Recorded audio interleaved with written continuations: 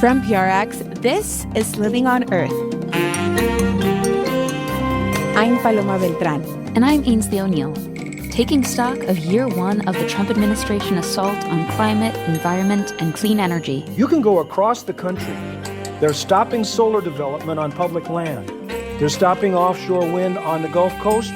They're opening up the Alaska Wildlife Refuge to oil and gas development for the first time in 50 years, etc. Also, the sea of grass that's threatened by industrial farming. So the paradox of the prairie is, I think, partly rooted in the fear that early colonialists had when they first encountered it. At first, they thought nothing would grow there because there were no forests, and they thought, well, there must be just bad soil. But it turned out to be the most productive soil in the world. That and more this week on Living on Earth. Stay tuned.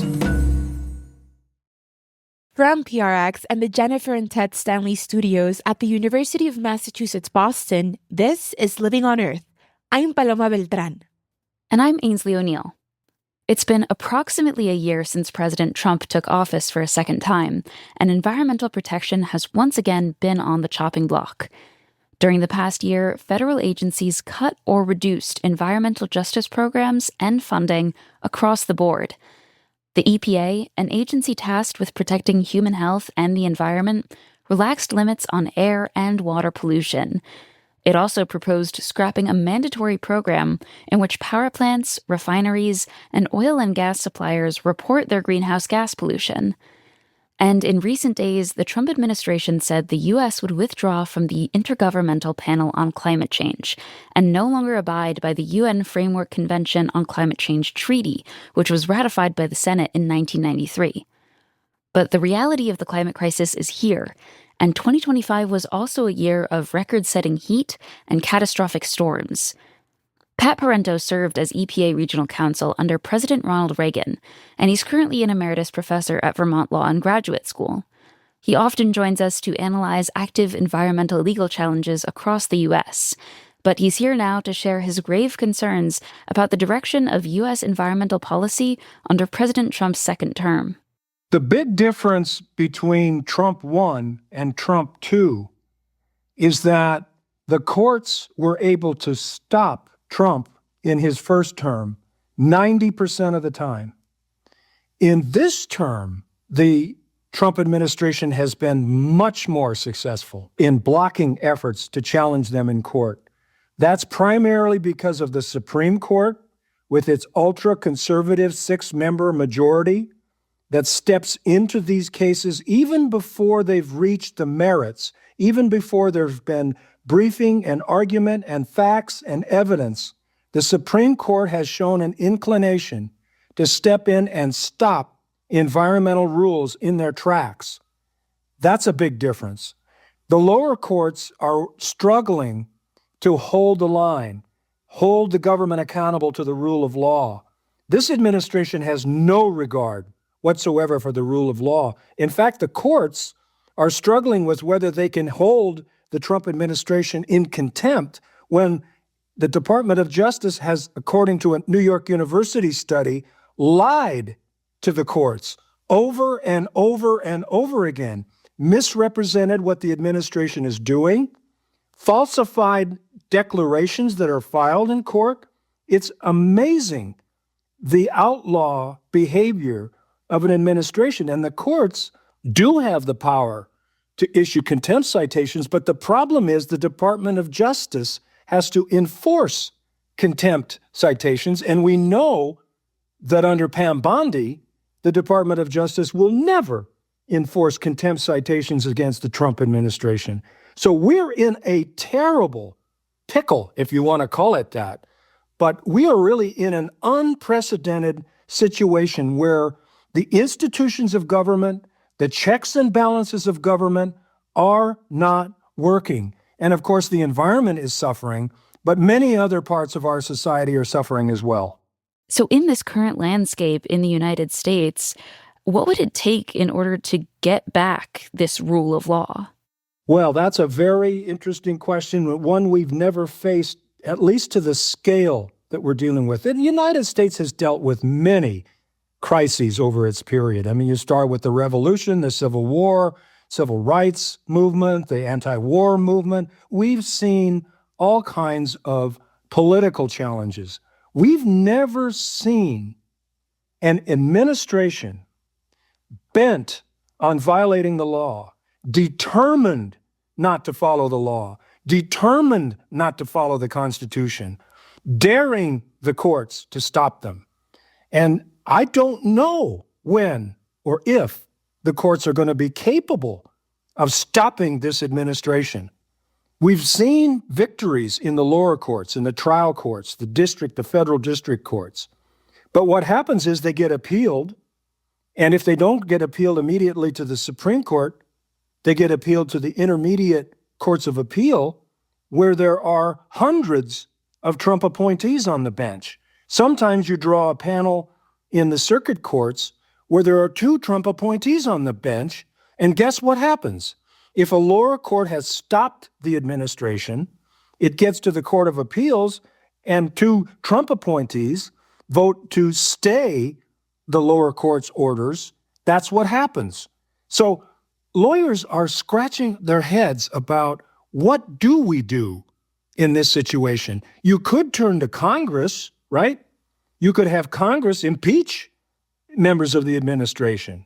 And there are several that I could nominate, right? But Congress isn't going to do that. Congress is in the grip of President Trump's political power right now. We've seen that. It's incapable of correcting and challenging and dealing with what the Trump administration is doing. So I'm not sure where this goes. It's clear that unless and until we get different people elected to national governments and state governments, and that's a long process, I grant you, and it's not a legal question, it's a political question. But unless and until we do that, I'm not sure we can rely on the courts to save us. Now, in the past, we've talked about how the Trump administration went after the endangerment finding. This is the finding authorized by the Supreme Court and by former President Obama's EPA that determined that climate heating endangers health. Where does that legal challenge stand? Yeah, we were promised by Administrator Zeldin a repeal of the endangerment finding in December. But because of the government shutdown and some other things, they've had to postpone that. But we're expecting any day now, literally, that Zeldin will issue a final decision repealing the endangerment finding, which undergirds all of the climate regulation. It undergirds the power plant rule, the methane rule, the tailpipe rule that regulates emissions from automobiles and trucks and so forth. So we're now expecting to see the repeal of the endangerment finding this month. That will trigger judicial review in the Court of Appeals for the District of Columbia, which still has a balanced representation of judges appointed by bipartisan administrations, in other words, Democrats and Republicans. So there's a very good chance that the repeal of the endangerment finding will be overturned by the D.C. Circuit. But it will then go to the United States Supreme Court, where all bets are off. We do have the Massachusetts versus EPA landmark decision of the Supreme Court. This was the prior Supreme Court, the one that still had a balance of judges on it. So this Supreme Court would have to overrule or substantially revise the Massachusetts versus EPA ruling. So we're going to have to watch very carefully what happens this year into next year, into 2027, on the endangerment finding. All of the climate rules rest on what happens to the endangerment finding. So that's huge. Energy has definitely been brought up as a major theme and concern for the Trump administration. The president even declared an energy emergency. How did we see that reflected in the 2025 legal system? Yeah.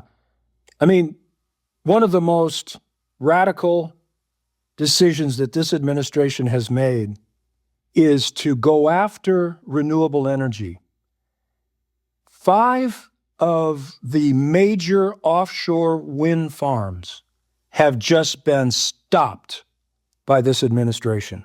These are electric generation facilities or systems that supply electricity to millions of people up and down the East Coast. These wind farms were critical to stabilizing the grid system in a vast portion, almost half of the United States.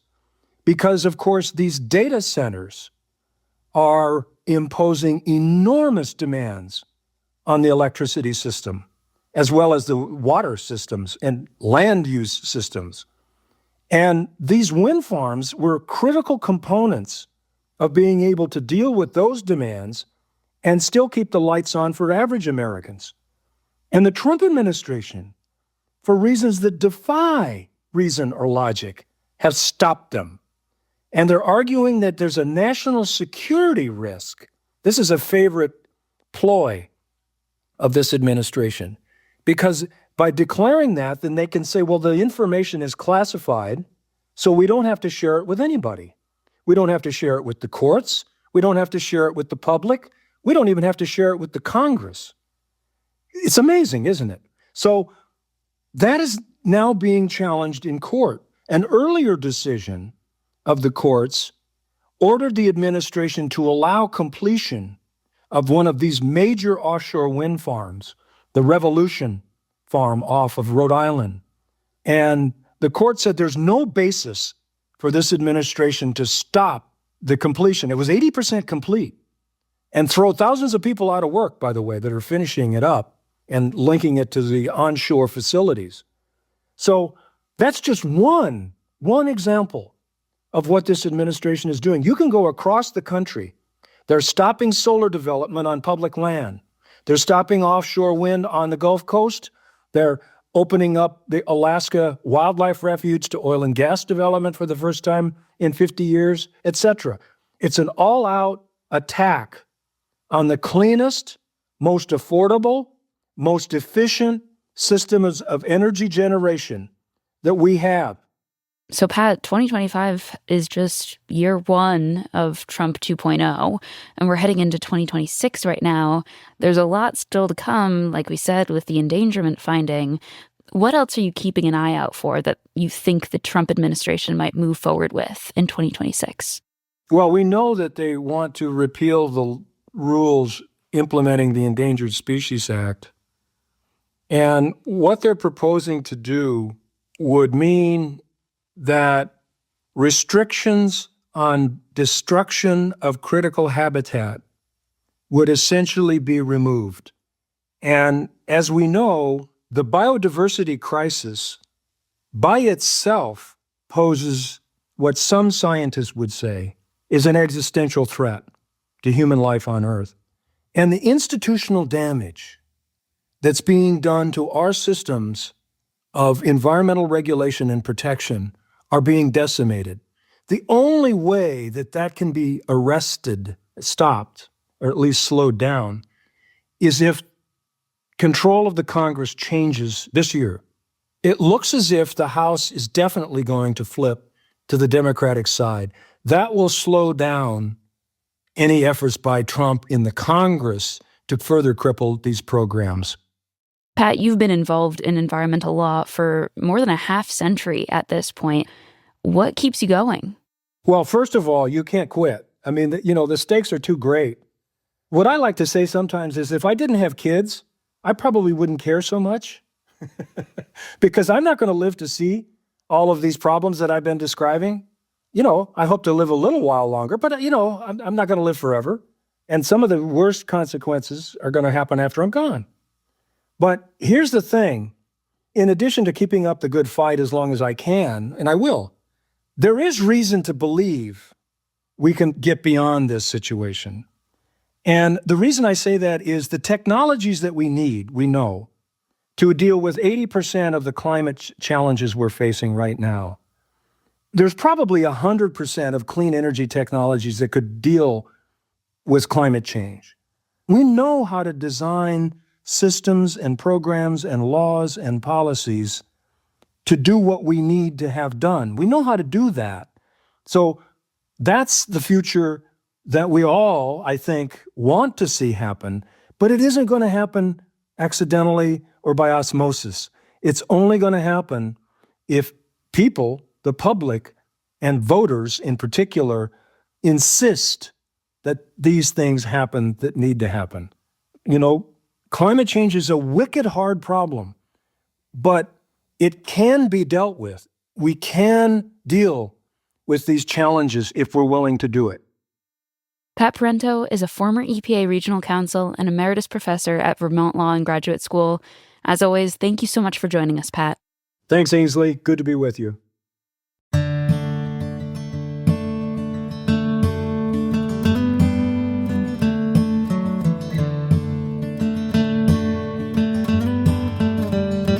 Coming up, a down payment on investments to protect tropical forests forever. That's just ahead on Living on Earth. If you're one of Living on Earth's listener supporters, or if you've been considering a donation to LOE, this message is for you. As a nonprofit news organization, listener support is vital to LOE's weekly effort to bring you up-to-date environmental news and information. Your gift to LOE makes a difference and makes our work possible. So thank you.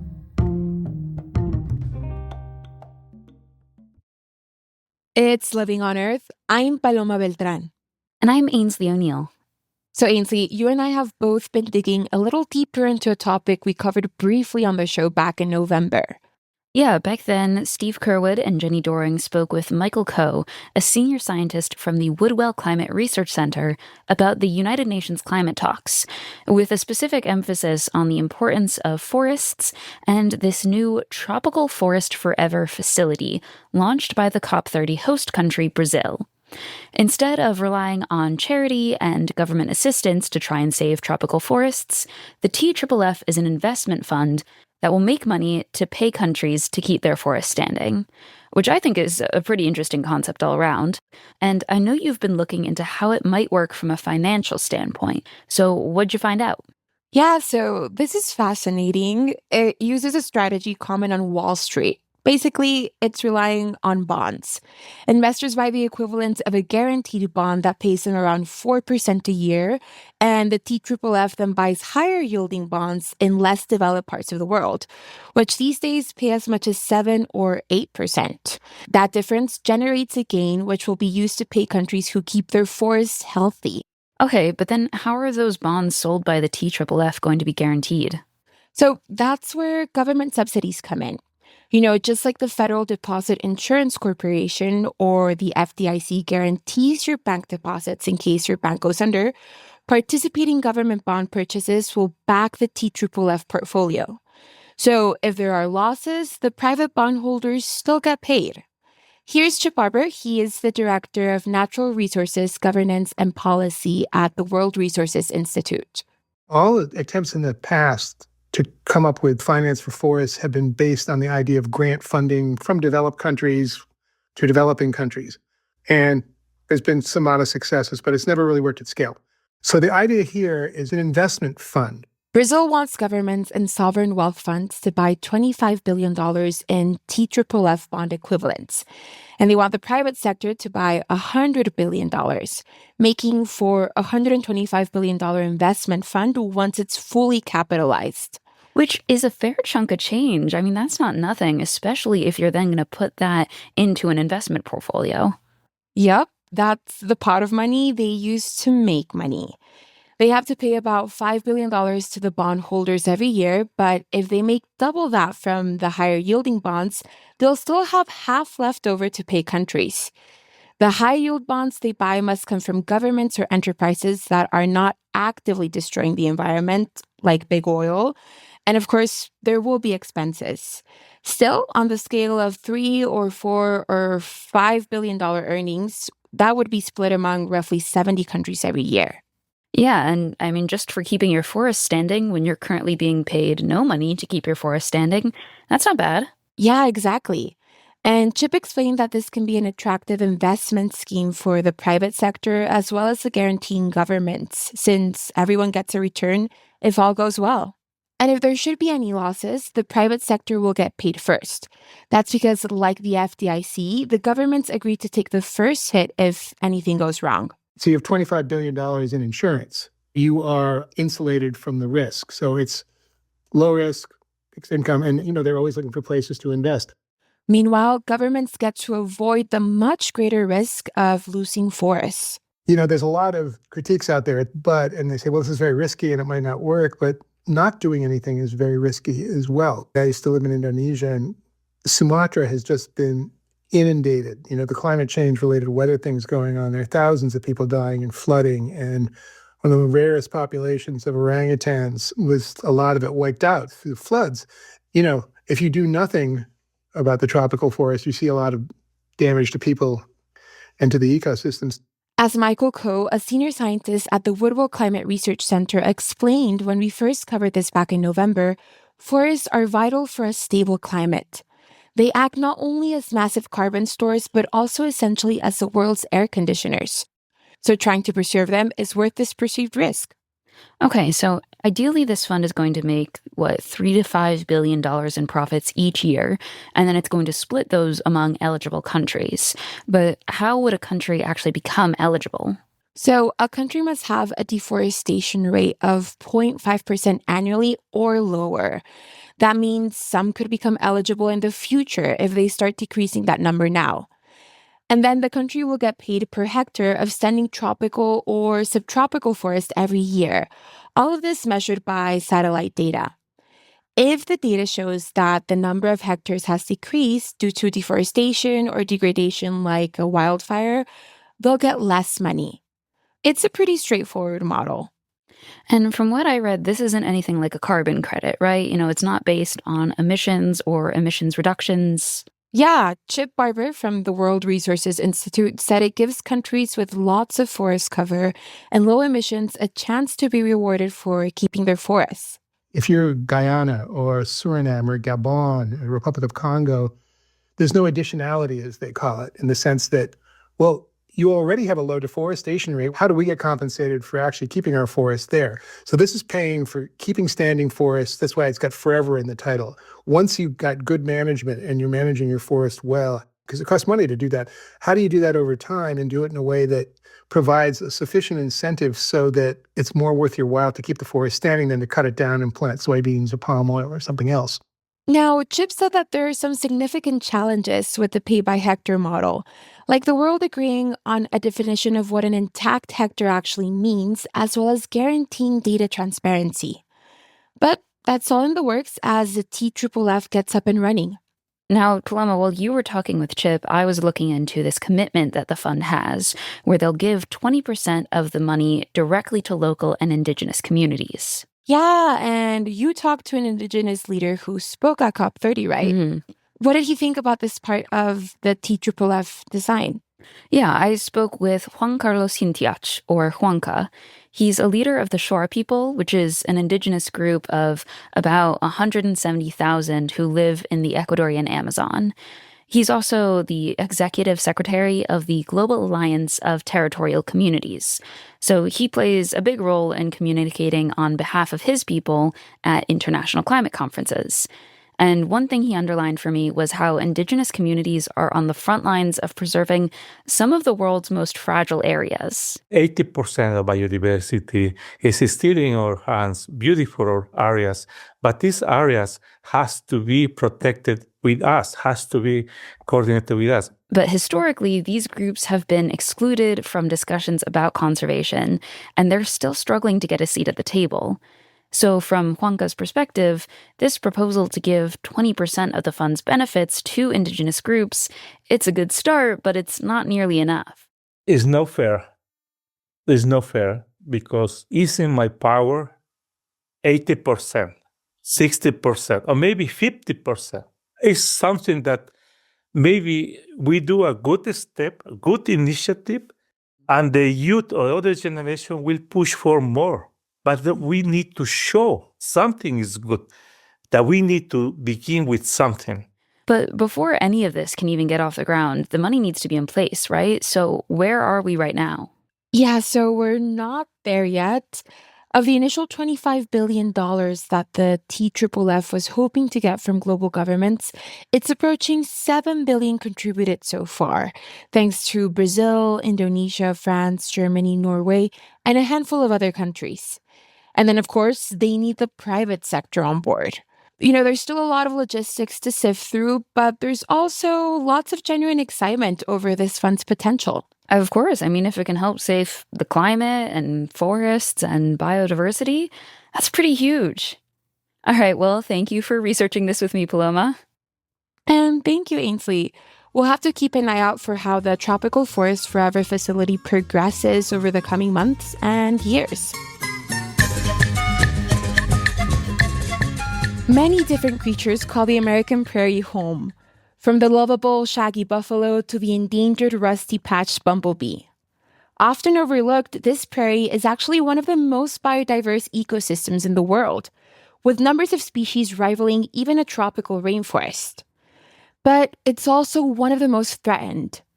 Today, just 1% of eastern tallgrass prairie remains, and western shortgrass prairie is disappearing at a rate of more than 1 million acres a year.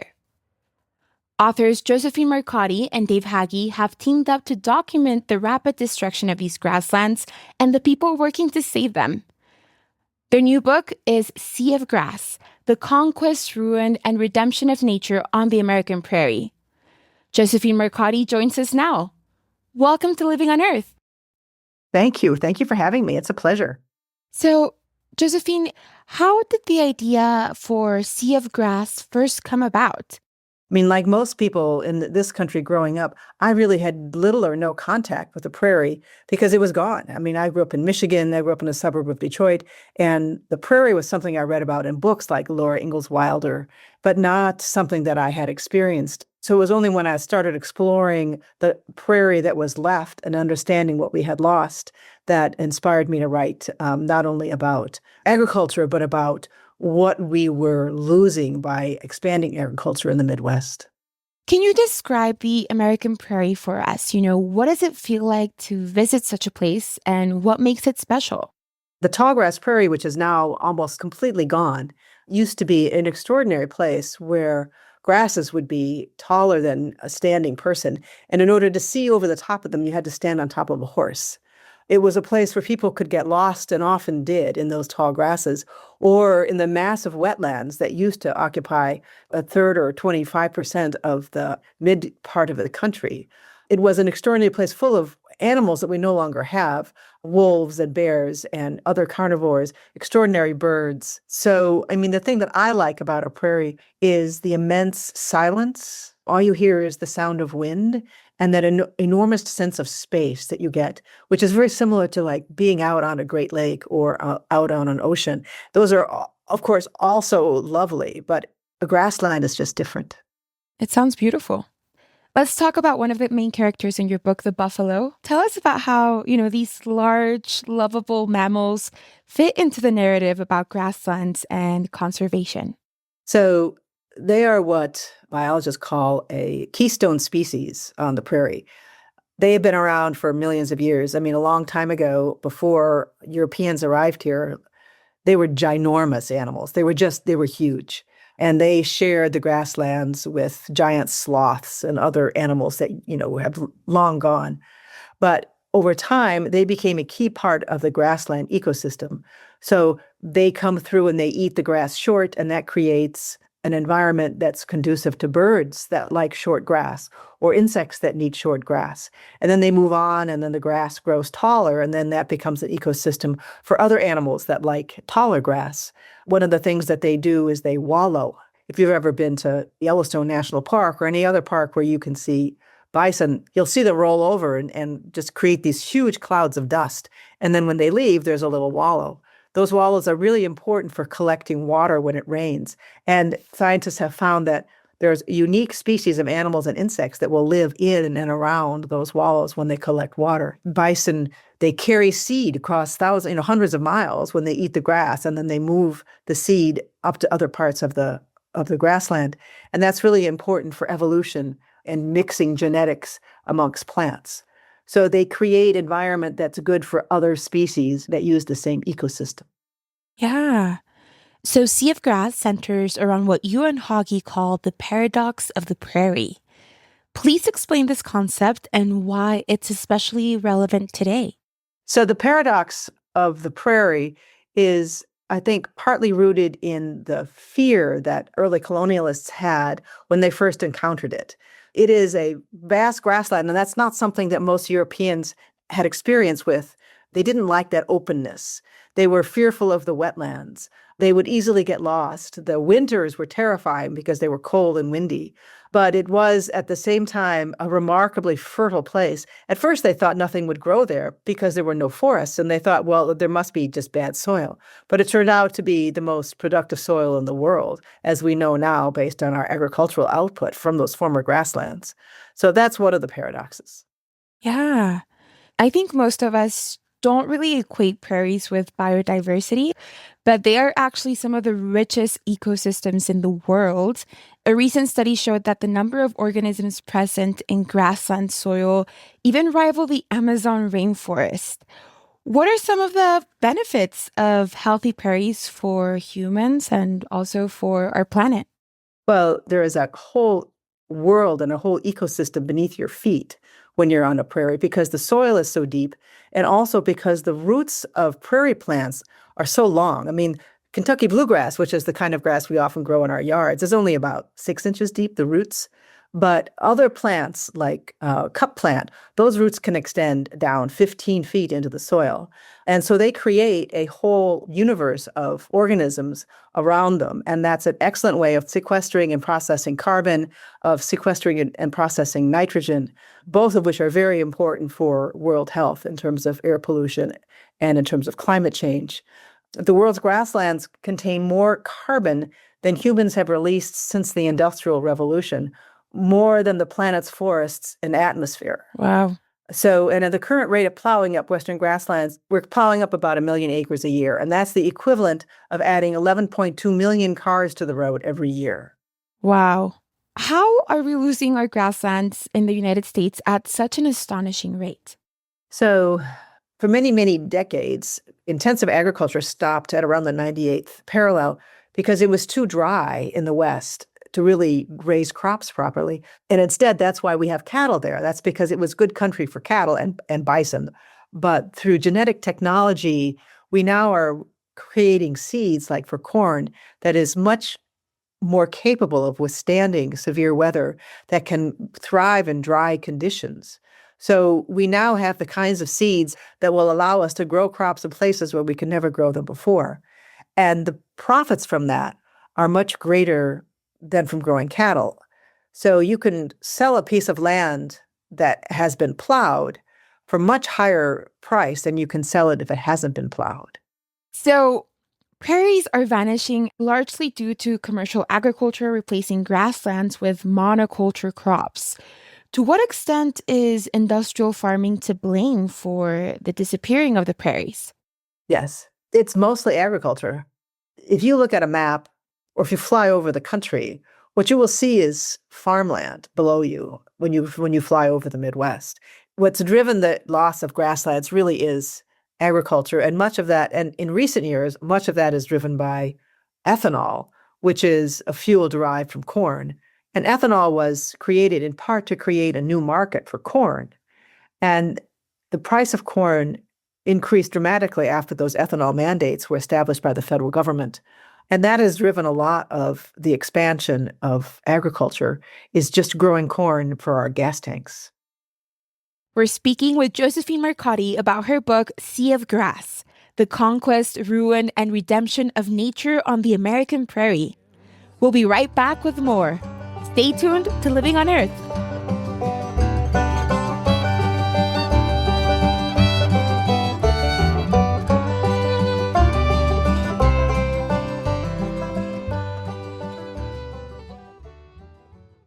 Support for Living on Earth comes from the Waverly Street Foundation, working to cultivate a healing planet with community-led programs for better food, healthy farmlands, and smarter building, energy, and businesses.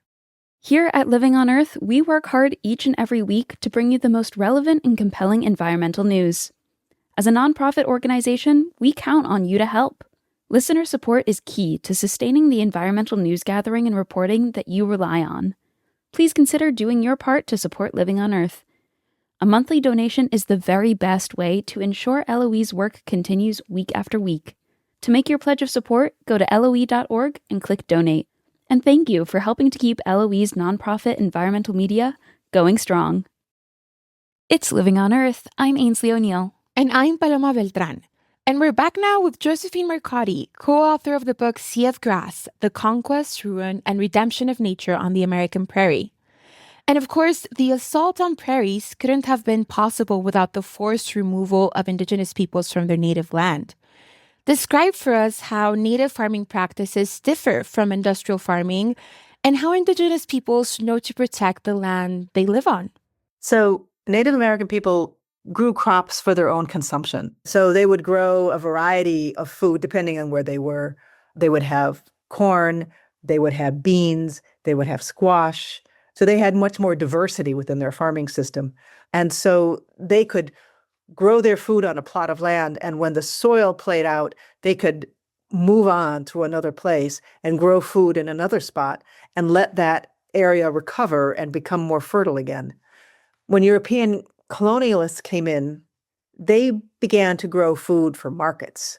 So they grew far more food than they needed for themselves, and then they would sell the extra. Indians, they didn't function like that. They didn't have like a capitalist system. They were people who grew their food for themselves and for their community, and they just grew what they needed for a season or for a year. And, bison were the primary source of food for Western Native Americans for many, many, many years. And they still are. In the last several decades, there has been a push to bring the bison from Yellowstone National Park and return them to the Native Americans and the tribal lands that used to rely on them. And this has been a great story of revival, not only for bison, but also for those native tribes to be able to have food sovereignty and their own source of food, and also to develop businesses around that source of food that they can generate income for their communities. And it's such a story of the underdog. If you think of Native Americans as an underdog and bison as an underdog, and their ability to come back together and find strength together in restoring bisons to the tribal lands. So your book details the struggle between the farming industry and land conservation in the American West. But it sounds like restoring prairies is actually beneficial to farmers and to people everywhere. Could you describe that contradiction? One of the contradictions is that we have many different viewpoints and opinions on what land is for. So farmers and the agricultural industry and farming communities often believe that land is best used to produce food and to produce crops, and that is the economic engine of those small rural communities. That's been true for hundreds of years. That is the basis of what drove much of colonialism across the country. But at the same time, one of the chapters we have in our book is about a prairie restoration in northwest Minnesota called the Glacial Ridge. It is the largest prairie restoration in the country. It's like 24,000 acres. And the Nature Conservancy and the other organizations that helped restore that prairies, one of the reasons they were able to do that was because the tiny little city of Crookston, which is primarily an agricultural economic city, needed a place to get clean drinking water. And they were able to put the city's drinking wells in this restored prairie and know that they would never be contaminated with fertilizer or with other farm contaminants. So just clean drinking water alone is one real benefit. The other, of course, is pollinators. I mean, the prairie is a place where you find more pollinators than almost anywhere else in the country. And we need those pollinators to pollinate the crops that we eat for food. But there are estimates that pollinators have been declined by up to 25% in some parts of the country. And we're losing bumblebees at a high rate. The rusty patch bumblebee is on the endangered species list because it's disappeared in much of the prairie states. So those are just two of the ecosystem services that prairies can provide.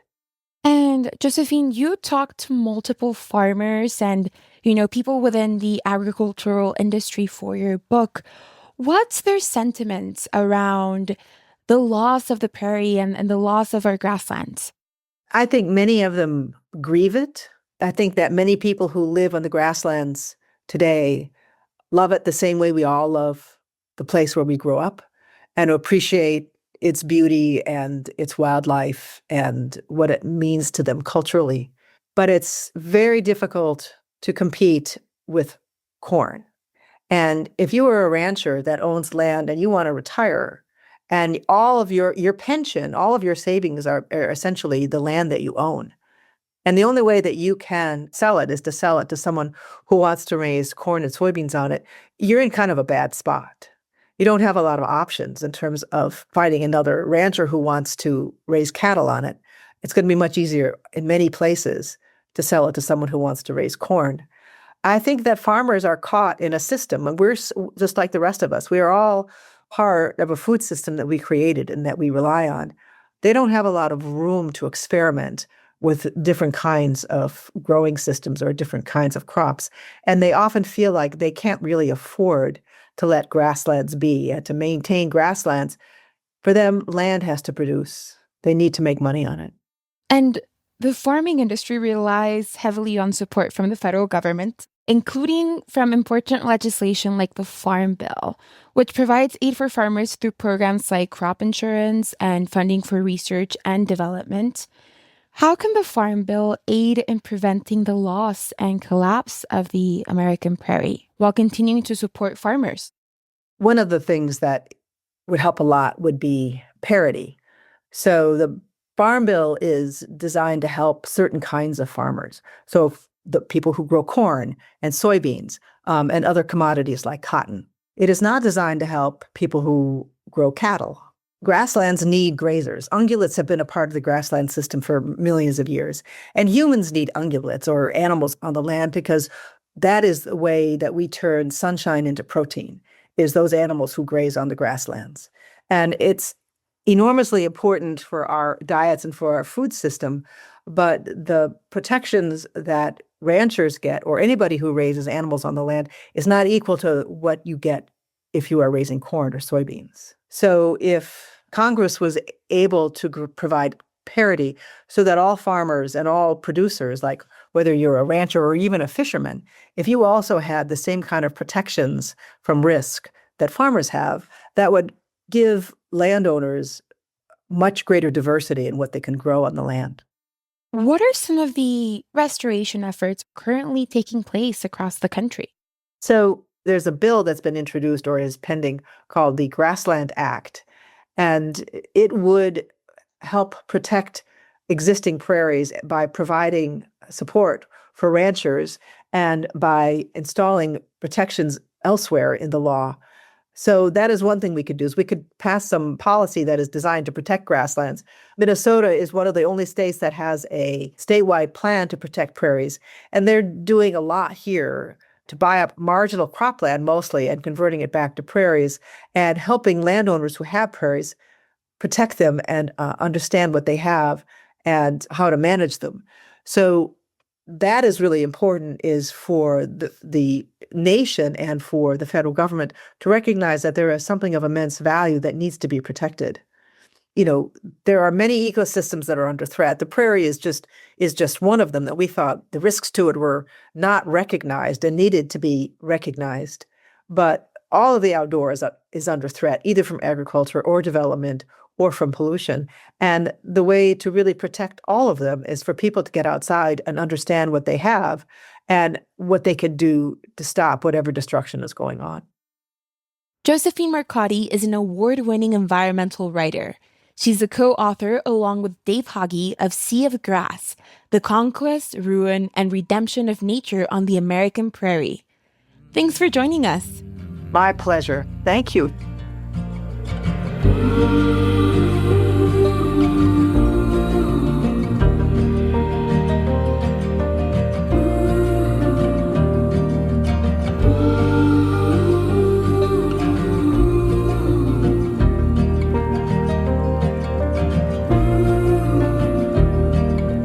Efforts to bring back bison, those huge grazers that once roamed the prairies in vast herds, are helping to revive Indigenous culture on lands across the U.S. West.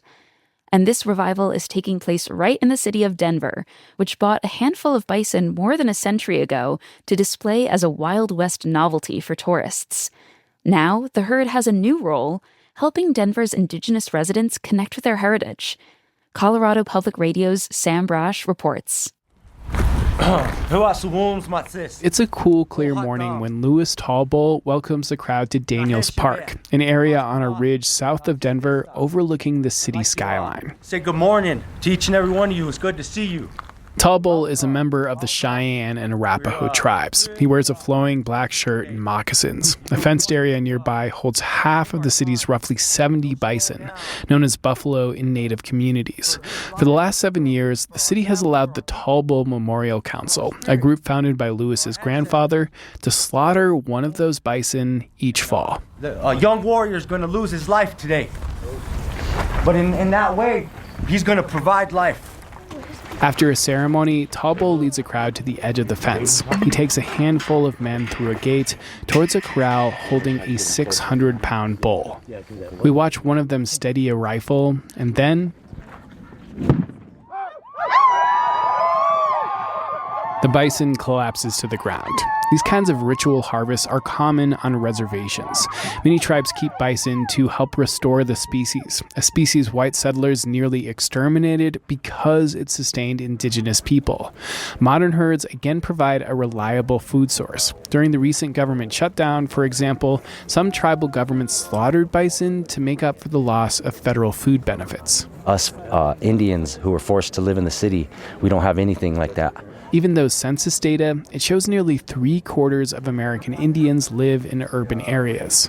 That's what we're doing, is we're bringing these traditional ways and these bison harvests that only happen on reservations to the inner city urban communities. It's a mission few cities can help with. Ryan Fillion manages the Daniels Park herd as a ranger with Denver Mountain Parks. He watches from a distance as elders pay their respect to the bison and a dance group begins to perform. This is by far the biggest event that we've had down here, and every year it seems to be getting bigger and bigger. Originally kept as zoo animals, Denver moved its bison to mountain parks in the early 20th century. The grazing space is limited though, so the city historically held an annual bison sale, where we would auction off our calves every single year, and you could have come out and bought a baby bison. The city began to shift its management strategies by donating a bison per year to the Tallbull Memorial Council. 3 years later, it ended the auctions altogether, opting to instead donate excess animals to tribal nations and continue holding these harvest events. Native organizers want to make this event as traditional as possible, but right now it still involves some modern equipment. A front loader arrives to carry the buffalo to a butchering area. Once it's laid on a tarp, another circle forms to watch participants take it apart. Yeah, you guys can move in closer if you want. The process will take 6 to 8 hours, yielding enough meat for more than 150 people, plus a skull for ceremonies and nutritional supplements made from ground organs. It's an experience 9-year-old Malcolm Sanchez doesn't want to miss. I think I might get in on that, on cutting that bison. So you think you can do it? I've cut things before. And he's not grossed out by the gory scene in front of us. He's pumped for the meat. My mom makes this soup thing where she puts in bison, onions, and then she lets that cook inside of a slow cooker, and it's so good. Sanchez says those meals make him proud to be Native, even though his family isn't linked to a single tribe. The only tribe I know of that I'm part of is the Puebloan tribe. I don't know the rest of them because my family is a big mix. That's common in Denver, a city known as a crossroads for different Native people. Tallbull is grateful the city has recognized its bison can help strengthen that community. Re-establishing our identity as Indian people, 1% each day is good enough. So this right here is a huge step for us, and I think there's only more to come. He hopes to someday organize multiple harvests every year. That way, he says, more residents can affirm their Native ties, and Denver's bison can recall their own heritage, not as curious emblems of the Old West, but as food and cultural sustenance for Native people. That story by Sam Brash comes to us from Colorado Public Radio.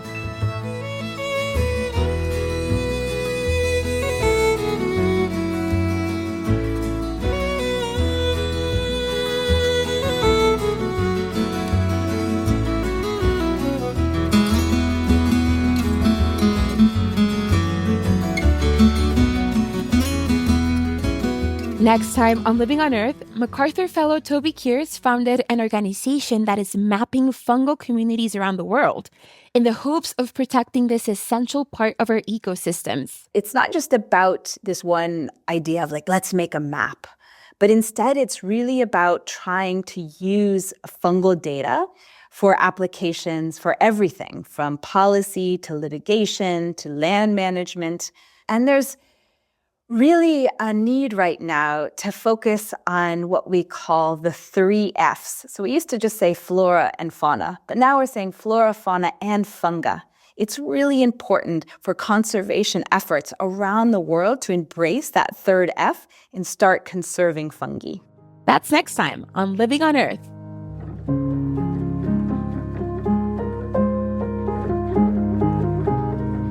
Living on Earth is produced by the World Media Foundation. Our crew includes Naomi Ehrenberg, Sophie Boker, Jenny Doring, Daniela Faria, Swayam Gagneja, Mark Kausch, Mark Sethlender, Don Lyman, Ashanti McLean, Nana Mohammed, Sophia Pandelides, Jake Rigo, Andrew Scarrett, Bella Smith, Melba Torres, Julia Vaz, and Elle Wilson. We bid farewell to intern Jade Poley. Thanks for sharing your curiosity and hard work. Tom Tiger engineered our show. Allison Lurish-Dean composed our themes. You can hear us anytime at LOE.org, Apple Podcasts, and YouTube Music. And like us, please, on our Facebook page, Living on Earth.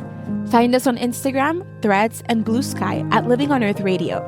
And we always welcome your feedback at comments@LOE.org. Steve Kerwood is our executive producer. I'm Paloma Beltran. And I'm Ainsley O'Neill. Thanks for listening.